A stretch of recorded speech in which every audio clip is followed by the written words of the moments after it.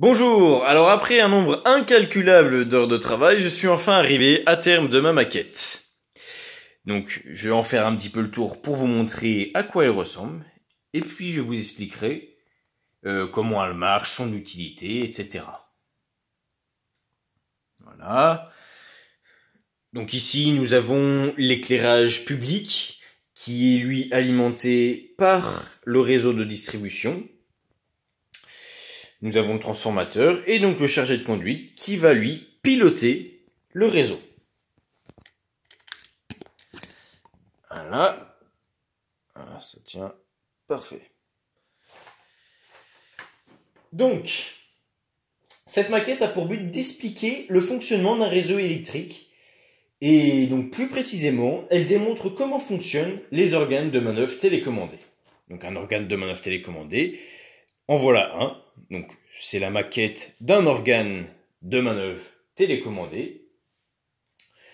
Donc, ceux-ci sont grossièrement des interrupteurs télécommandés pour la haute tension. Ils sont commandés par le conducteur via la communication radio. Donc ici, ce sont deux diodes rouges qui clignotent pour représenter la communication radio entre les deux éléments. Ceux-ci nous permettent de garantir une meilleure qualité de service à nos clients, branchés en aval bien entendu. Ma maquette permet également de simuler des défauts. Elle effectue la simulation de défauts polyphasés, donc c'est un défaut entre deux phases ou trois phases. Donc cela se produit lorsqu'il y a une branche qui va venir tomber sur la ligne par exemple et court-circuiter par exemple deux phases entre elles ou trois phases, etc. Elle effectue également la simulation de défauts homopolaires. Donc le défaut homopolaire, c'est une phase qui viendrait toucher à la Terre par le biais d'une branche, ou enfin par le biais d'une branche. Une branche qui viendrait tomber et faire contact entre la ligne et le sol. Nous, dans les réseaux, nous appelons ça un défaut homopolaire. Donc voilà. Donc ici, comme je le disais tout à l'heure, nous voyons l'éclairage public qui est aimanté par le réseau de distribution.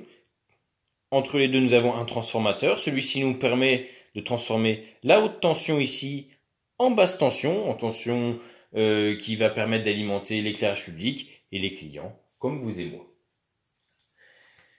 On peut le voir ici, le conducteur a le contrôle de l'ouverture et de la fermeture de cet organe de manœuvre télécommandé. Je vais appeler ça maintenant OMT, organe de manœuvre télécommandé, ça sera plus simple. Voilà. Donc ici, il peut contrôler l'ouverture et sa fermeture. Il contrôle également l'ouverture et la fermeture du départ. Bon, bien entendu, dans la réalité, provoquer un déclenchement sans raison est une faute professionnelle grave. Donc, bien entendu, ils ne font pas ça sans raison apparente. Maintenant, nous allons simuler un défaut homopolaire. Donc, une phase à la Terre, par exemple. Donc, moi, je n'ai pas de branche qui viendrait faire le lien entre une ligne et le sol. Moi, j'ai un petit fil de breadboard qui fera office de branche.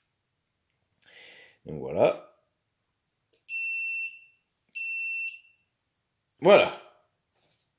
Ici, nous pouvons entendre l'alarme et le voyant rouge qui vont permettre d'en informer le conducteur du réseau. Donc ici, le départ s'est ouvert pour se protéger du défaut. Le chargé de conduite, lui, en est informé. Aussitôt, il va envoyer une équipe sur le terrain pour dépanner. Mais avant, il va falloir dire où aller dépanner. Puisque en réalité, la ligne ici, elle peut faire entre 10 et 15 km. Donc, où est-ce que je peux envoyer mon équipe pour aller dépanner le défaut? Eh bien, pour cela, nous avons un système sur nos organes de manœuvre télécommandés, nos OMT, qui va nous permettre de dire si le défaut se situe avant celui-ci ou après celui-ci. Donc, le conducteur va interroger l'OMT. Hop, deux petites diodes sont allumées. Alors ici, j'ai schématisé en fait à quoi correspondent les diodes. Donc ici, ces diodes s'allument lorsqu'il y a un défaut. C'est le cas. Un défaut en amont qui est allumé, cela signifie qu'il y a un défaut qui s'est produit avant l'organe de manœuvre télécommandé. Donc la diode verte s'allume disant que le défaut se situe avant celui-ci. La diode jaune ici s'est allumée, hop, expliquant qu'il y a un défaut homopolaire qui s'est produit, donc une phase qui est venue toucher à la Terre, par le biais d'une branche, etc. À ce moment-là, le conducteur sait grossièrement la zone où se situe le défaut, et donc va donc envoyer son équipe dans la zone du défaut. Voilà, donc comme je le disais, ma maquette effectue d'autres défauts. Donc elle effectue également les défauts polyphasés, donc entre deux phases par exemple. Une branche qui vient toucher et court-circuiter deux phases. Donc on interroge l'OMT, on voit ici que le défaut polyphasé est allumé et que le défaut en amont de l'OMT est allumé. Donc c'est tout à fait normal, on réalimente. Cette fois-ci, on va partir en aval de l'OMT. Donc on va simuler un défaut homopolaire. Tiens, on va faire entre celle-ci et celle-ci. Voilà. Cette fois-ci, c'est la diode rouge qui est allumée. Ah.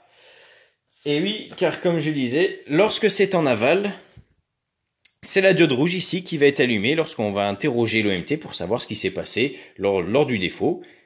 Et ici, la diode indiquant un défaut homopolaire est allumée. Voilà, on réalimente. Et enfin, on va faire un défaut polyphasé en aval. Par exemple, entre ces deux phases-là. Voilà.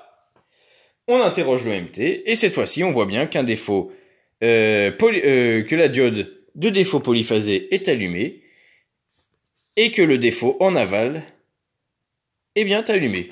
Donc c'est parfait, c'est fonctionnel. Le chargé de conduite a donc envoyé son équipe pour réparer, pour faire le dépannage, pour X raison. Admettons qu'il y a une branche qui est tombée sur la ligne et tout, enfin bref, on s'en fiche. L'équipe a fini le dépannage, va donc contacter le chargé de conduite, comme quoi le dépannage est bien terminé. La ligne peut donc être réalimentée, le chargé de conduite va donc acquitter le défaut. Oups, c'est ce bouton-là. Et va donc réalimenter, par le biais du disjoncteur, le réseau de distribution. Voilà. Voilà pour le fonctionnement global de ma maquette. Donc, je vais vous passer les détails des circuits électroniques. Donc, pour information, mes cartes de contrôle se situent dans le transformateur. Je n'ai pas utilisé d'Arduino puisque j'ai quand même du mal à me servir d'Arduino. C'est globalement des circuits à base de bascule RS et de transistors, etc. Bon, je vous passe les détails des circuits. Tout ce que vous pouvez savoir, c'est que ça a été une belle merde à passer tous les fils sans que ça se voie. C'était vraiment beaucoup de travail. Donc c'est pour ça que j'en suis vraiment fier de cette maquette. Et enfin, pour montrer, la maquette s'alimente en fait, on ne le voit pas ici, mais à côté en fait, j'ai l'alimentation qui vient alimenter en fait ce bloc-là. En fait, j'alimente au transfo, j'en alimente au primaire du transformateur. Donc ici, j'ai mes deux fils d'alimentation pour faire un petit peu comme si c'était RTE qui viendrait alimenter mon réseau de distribution. Donc voilà. J'en ai terminé pour la présentation de ma maquette. Je vous remercie de mon écoute. Je vous remercie de m'avoir écouté. Et donc voilà. Je vous remercie. Au revoir.